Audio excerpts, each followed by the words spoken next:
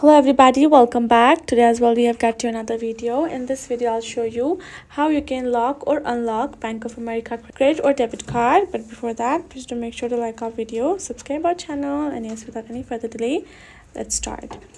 So for that, first of all, go ahead, open up your Bank of America app. Now go to user ID section, enter user ID, enter your password, and tap on this option of login.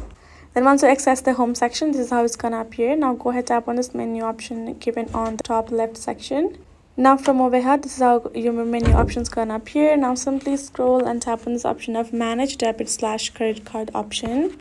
Now from over here, you will be able to check out all of the available cards that you have on Bank of America app. Simply go ahead, choose the one that you want to, and tap on this option of lock given in the left side.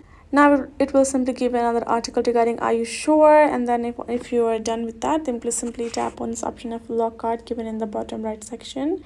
Then you're going to go back to the card section, and now you can see your card is simply locked. If you want to unlock it, again tap on this unlock option, and then you will be able to simply unlock your locked card and you're good to go.